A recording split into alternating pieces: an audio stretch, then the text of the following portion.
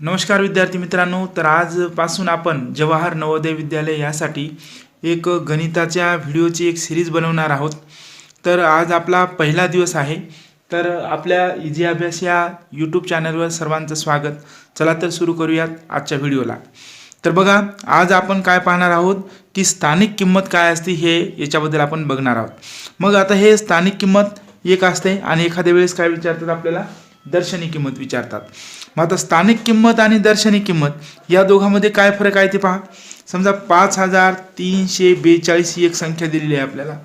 मग आता आपल्याला काय करायचं की स्थानिक किंमत याची बघायची. मग आता स्थानिक किंमत बघायची तर या 5 या अंकाची स्थानिक किंमत किती, 3 या अंकाची किती, 4 किती आणि 2 किती हे आपल्याला असं विचारतात.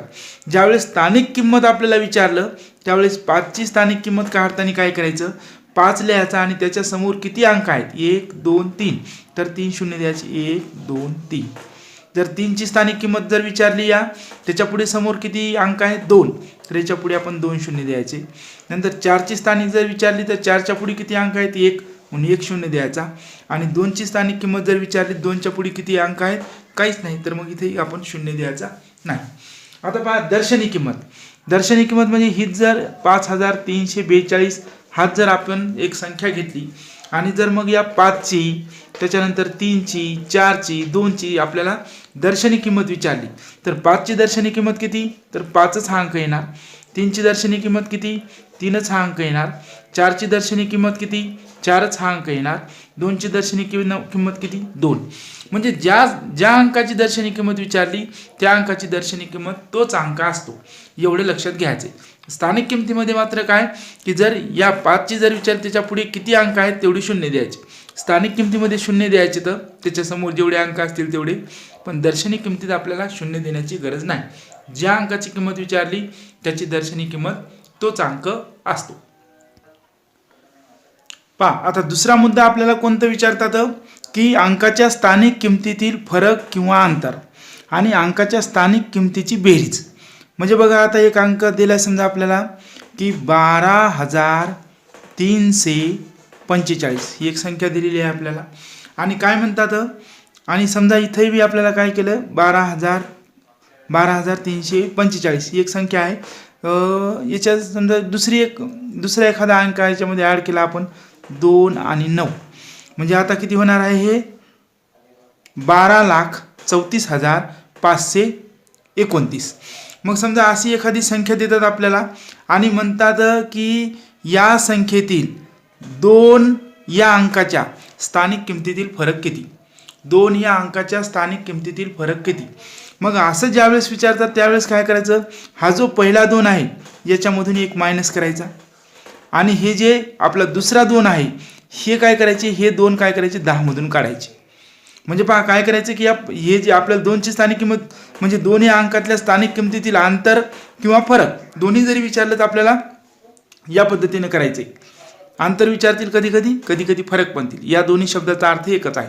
तर पहा आता मग काय करणार की या 2 मधून जर एक गेला आपला, तर आता पहा आपलं उत्तर काय निघाले. या 2 मधून जर एक गेला तर आपलं 1 राहिला इथं, आणि 10 मधून जर 2 गेले तर इथं आपला 8 राहिले. पण आता या मधातल्या अंकाच्या खाली काय करायचं आहे की हे जे मधातले अंक आहेत या 2 अंकामधले, तर हे जे मधातले अंक आहेत जेवढे अंक असतील 1 2 3, तर काय करायचं, मधात 3दा 9 लिहून टाकायचे. आणि मग या अंकाच्या पुढे जर एखादा 1 अंक असेल, 2 अंक असेल, 3 अंक असेल, जेवढे अंक असतील तेवढे आपल्याला त्या अंकाखाली काय करायचे, आपल्याला शून्य द्यायचे. म्हणजे इथे 1 अंक आहे, 1 शून्य येणार. लक्ष द्यायला का काय केलं आपण याला, म्हणजे पहिला जो अंक आहे त्याच्यातून 1 मायनस करायचा, दुसरा जो अंक आहे तो अंक 10 मधून काढायचा आणि मधात जेवढे अंक असतील तेवढे 9 लिहायचे आणि याच्या समोर जेवढे अंक असतील तेवढे शून्य करायचं. म्हणजे इथं जर समजा आणखीन 2 जर असते तर आपण या 2च्याही बदल्यात काय केलं असतं, 1 शून्य आणखीन वाढवला असता. म्हणजे या पद्धतीनं अंकाच्या स्थानिक किमतीतील फरक किंवा अंतर असं जर विचारलं आपल्याला, असा प्रश्न आला तर या पद्धतीनं आपल्याला तो प्रश्न सोडवावा लागेल. आता अंकाच्या स्थानिक किमतीची बेरीज म्हणजे आता हीच समजा आता आपण हीच संख्या एक घेतली आणि जर इथं काय केलं आपल्याला की इथं आपण काय करू, 1 घेऊ. म्हणजे कसं आहे की 2 हे एक म्हणजे 2च अंक असले पाहिजे, कारण पुन्हा जर इथं 2 घेतले तर मग काय होणार आहे की आपल्याला या 2 मधल्या का या 2 मधल्या स्थानिक किमतीतील फरक विचारला आहे लक्षात येणार नाही, म्हणजे इथे एक घेऊ आपण. तर पहा आता काय केलं समजा इथं की स्थानिक किंमत या दोनची स्थानिक किंमत वेगळी आहे, या दोनची स्थानिक किंमत वेगळी आहे. आताच आपण मागं पाहिलं. मग आता काय करायचं आपल्याला याची बेरीज करायची. तर बेरीज करायची तर काय करायचं, हे जे दोन आहेत हे दोन जशाला तसे लिहायचे आणि हे जे दोन आहेत हेही दोन जशाला तसे लिहायचे. नंतर मग काय करायचं आता की याच्या मधात जेवढे अंक आहेत तेवढे शून्य देऊन टाकायचे आणि याच्या नंतर जे अंक आहेत तेवढे पुन्हा आणखी शून्य द्यायचे. तर काय होणार आहे की या दोन अंकाच्या स्थानिक किमतीची ही झाली बेरीज. म्हणजे काय करायचंय, बेरीज जर करायची तर जशाला तसे अंक लिहायचे, हे मायनस घेणस काही करायचं नाही तसं आहे का नाही. जशाला तसे अंक लिहायचे दोन्ही आणि मधात जेवढे अंक उरले तेवढे शून्य, समोर जेवढे अंक असतील तेवढे शून्य. म्हणजे अंकाच्या स्थानिक किमतीतील बेरीज करायची जर असं करायचं आणि अंकाच्या स्थानिक किमतीतला जर फरक विचारला, एकाच अंकाच्या स्थानिक किमतीत फरक काय, तर या पद्धतीनं करायचं. तर अशा पद्धतीचे गणितसुद्धा आपल्याला त्या परीक्षेमध्ये पाहायला मिळतात. याच्यानंतर बघा पहा आपल्याला याच्यामधला त्याच्या समोरचा मुद्दा काय विचारू शकतात की एक अंकी सर्वात मोठी संख्या कोणती असं विचारतील एखाद्या वेळेस, किंवा एक अंकी सर्वात लहान संख्या कोणती विचारतील. तर अगोदर सर्वात मोठ्या संख्या कशा काढायच्या ते पहा. एक अंकी सर्वात मोठी संख्या म्हणलं तर काय करायचं, 1 9 लिहायचं. दोन अंकी सर्वात मोठी संख्या म्हणलं तर 2 वेळेस 9 लिहायची. 3 अंकी सर्वात मोठी संख्या म्हणलं तर 3 वेळेस 9 लिहायची. 4 अंकी सर्वात मोठी संख्या म्हणलं तर 4 वेळेस 9 लिहायची आणि 5 अंकी सर्वात मोठी संख्या म्हणलं तर हे 9 5 वेळा लिहायची. 1 2 3 4 आणि 5. त्याच्यानंतर आता पहा हे एक अंकी 2 अंकी 3 अंकी 4 अंकी मोठ्यात मोठी संख्या म्हणलं तर या पद्धतीने आपल्याला लिहिता येईल. त्याच्यानंतर सर्वात लहान, आता एक अंकी सर्वात लहान म्हणलं तर हे इथं शून्य. एक गोष्ट लक्षात राहू द्या, म्हणजे पहिली जी संख्या आहे एक अंकी तर ती सगळ्यात लहान संख्या कोणती, शून्य. 2 अंकी सर्वात लहान संख्या जर म्हणलं इथून काय करायचंय, एक लिहायचा सुरुवातीला. किती अंक विचारले, 2 अंकी, तर 2 अंक झाले पाहिजेत आपले, एक आणि एक पुढचा अंक राहिला तर पुढचा जे अंक राहिला त्याच्या पुढे शून्य द्यायचे.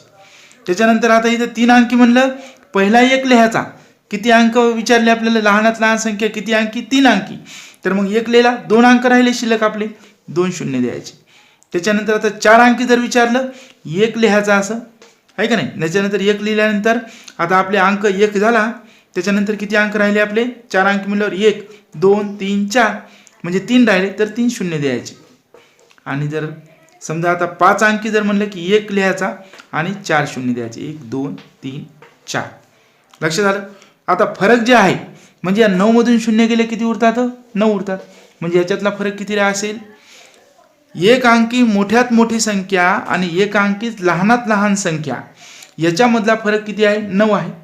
आता इथं हे एक गोष्ट लक्षात राहू द्यायची, मग बाकीचं आता सेम राहणार आहे. पहा 99 मधून आपले हे आता 10 काढायची, तर आपल्याला हे असं 99 वजा 10 हे असं करायचंच नाही. पहिली संख्या 8 लिहायची आणि 2 अंक आहेत, दुसरी संख्या 9 लिहायची. त्याच्यानंतर आता 3 अंकी जर असेल मोठ्यात मोठी संख्या आणि लहानात लहान संख्या याच्यातला फरक किती विचारलं तर काय करायचं आपल्याला, पहिला 8 अंक लिहायचा. आपल्याला 3 अंक विचारलेत ना, तर एक झाला, मग 2 अंक राहिले तर 2दा 9 लिहून टाकायचे. त्याच्यानंतर 4 अंकी म्हणलं तर एकदा 8 लिहायचा आणि किती अंक राहिले आता, मग 4 अंकी म्हणल्यावर एक अंक झाला, 3 अंक राहिले म्हणून 3दा 9 लिहायचे. आणि 5 अंकी म्हणलं तर एकदा 8 लिहायचे आणि 1 2 3 आणि 4 वेळास काय करायचं म्हणजे आता 9 लिहायचे. म्हणजे हे किती अंक झाले, 1 2 3 4 5. तर अशा पद्धतीने आपल्याला म्हणजे सर्वात मोठी संख्या आणि सर्वात लहान संख्या याच्यातला फरक विचारतात. तर हा चार्ट आपल्याला पाठ असावा. याच्यानंतरचा मुद्दा पहा. बघा आता संख्या तयार करणे. संख्या तयार करणे काय आहे पहा. इथं समजा आता कोणती संख्या दिली आपल्याला, 32,405. मग आता या संख्या म्हणजे ही संख्या आहे पण या असे अंक देतात 3 2 4 0 5. म्हणजे आपल्याला हे किती अंक दिले, 1 2 3 4 आणि 5 अंक दिले. आणि याच्यापासून काय म्हणतात, सगळ्यात लहान संख्या तयार करा. मग आता लहान संख्या तयार करायची तर काय करायचं, अगोदर लहान, त्याच्यानंतर मोठा, त्याच्यानंतर मोठा, त्याच्यानंतर मोठा असे अंक वाढवत जायचे. मग आता आपल्याला सगळ्यात लहान तर 0 आहे, मग 0 जर लिहिला आपण, बघा सगळ्यात अंक लहान जर 0 असेल तर अगोदर 0 नाही लिहायचा, त्याच्यापेक्षा जरा मोठा अगोदर लिहायचा, नंतर मग 0 लिहायचा. म्हणजे असं सगळ्यात लहान जर संख्या तयार करा असं जर म्हणाल. आता आपण संख्या तयार कोणती करायलो, लहान संख्या तयार करायलो. म्हणजे सर्वात लहान संख्यात आपण तयार करायलो. मग लहान संख्या तयार करताना काय करायचं आहे की अगोदर या शून्यापेक्षा जरा मोठा अंक लिहायचा आणि मग शून्य लिहायचा. मग याच्यापेक्षा जरा मोठी कोणती, 2पेक्षा जराशी मोठी कोणती, 3, 3पेक्षा थोडी मोठी कोणती, 4 आणि 4पेक्षा थोडी मोठी कोणती, 5. म्हणजे ही कोणती संख्या झाली, सगळ्यात लहान संख्या झाली. आता सगळ्यात मोठी संख्या जर आपल्याला याच्यापासून तयार करायची तर काय करायचं, अगोदर मोठा अंक लिहायचा. याच्यात सगळ्यात मोठा अंक कोणता आहे, 5. त्याच्यापेक्षा थोडा लहान 4, त्याच्यापेक्षा थोडा लहान 3, त्याच्यापेक्षा थोडा लहान 2, त्याच्यापेक्षा थोडा लहान 0. म्हणजे अशा पद्धतीने सगळ्यात लहान संख्या तयार करायची तर लहानपासून तयार करायचं. पण 0 आला की 0 अगोदर नाही लिहायचं. समजा आता पहा, हे जर 0 1 असं जर लिहिलं तर आपण याला वाचतो कसं, 1. म्हणजे ही किती अंकी संख्या व्हायली, एकच अंकी तयार व्हायली, कारण एकच आहे ती संख्या. म्हणून 0 इकडून नाही लिहायचं, 0 आपल्याला काय करावं लागेल, इकडून लिहावं लागेल. मग आता मात्र आपल्याला हे 10 आणि ही 2 अंकी संख्या आहे, कारण 2 अंकी संख्या आपल्या 10 पासून समोर सुरू होतात. आणि म्हणून जर 0 आलेला असेल तर सुरुवातीला 0 नाही, तर सुरुवातीला 0पेक्षा थोडी मोठी नंतर 0 लिहायचा, लहानात लहान जर संख्या तयार करायची तर. आणि मोठ्यात मोठी जर संख्या तयार करायची तर मग काय करावं लागेल आपल्याला की अगोदर मोठी संख्या, नंतर लहान, नंतर लहान, नंतर लहान, त्याच्यानंतर सर्वात लहान. तर अशा पद्धतीने आपल्याला संख्या तयार कराव्या लागतात. याच्यानंतरचा मुद्दा पहा बघा, 1 ते 100 पर्यंत आपल्याला एखाद्या वेळेस म्हणतात 0 किती वेळा येतो. म्हणजे आपण जर ते 1 ते 100 मध्ये 0 किती वेळा आला हे जर मोजलं तर तो किती वेळा येतो असं विचारतात. मग आपल्याला ते 1 ते 100 अंक लिहा, त्याच्यात 0 मोजा, हे आपल्याला भानगडीत पडायचं नाही, तर आपल्याला हे डायरेक्ट पाठ करून ठेवायचं आहे. ते 1 ते 100 पर्यंत 0 किती वेळा येतो, 11 वेळा येतो, 11 वेळा येतो. ठीक आहे. त्याच्यानंतर मग 1 किती वेळा येतो, तर 1 येतो 21 वेळा.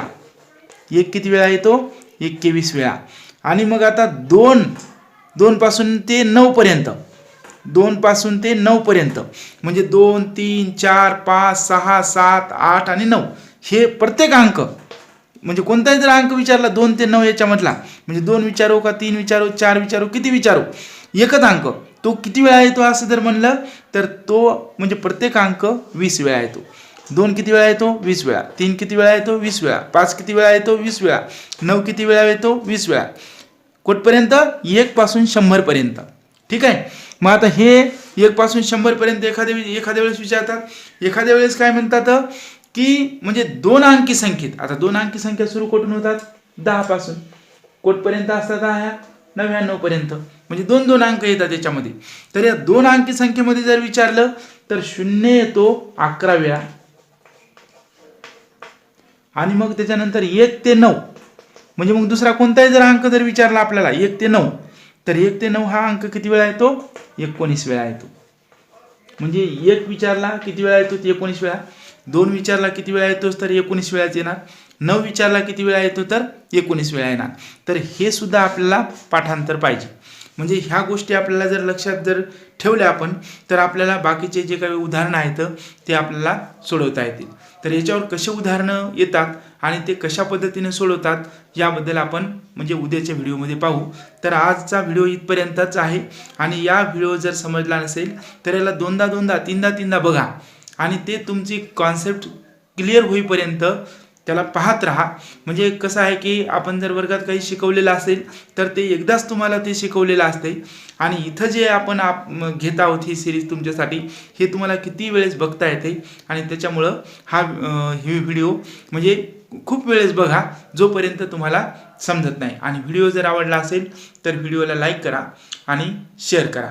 आज आपण इथेच थांबूयात. धन्यवाद.